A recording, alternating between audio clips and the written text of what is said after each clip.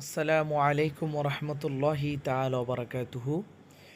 প্রিয় দর্শক শ্রোতা ভাই ও বোন, আপনাদের সবাইকে আমার আরও একটি নতুন ভিডিওতে অনেক বেশি অভিনন্দন জানাচ্ছি। সবাইকে পবিত্র ঈদ উল আজহার শুভেচ্ছা ও অভিনন্দন জানাচ্ছি। ঈদ মোবারক, তাকাব্বালাল্লাহু মিন্না ওয়া মিনকুম আজমাইন। প্রিয় বন্ধুরা, আজকে আমি কোরবানির দিনে কয়েকটি গরু জবাই করেছি। তার মধ্যে আমি 3টি গরু জবাইয়ের ভিডিও আপনাদের মাঝে শেয়ার করতেছি। আসলে কোরবানি মানে হচ্ছে আল্লাহর জন্য কোনো কিছুকে বিলীন করে দেওয়া। সেটি হতে পারে আমাদের একদম অন্তরস্থলের যে জিনিস, আমাদের প্রিয় বস্তু।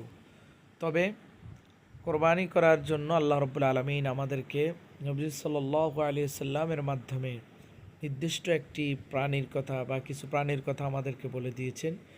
যেমন আমরা কোরবানি আসলে ছাগল দিয়ে, দুম্বা দিয়ে, ভেড়া দিয়ে এবং গরু, মহিষ, ওট দিয়ে আমরা কোরবানি করতে পারি।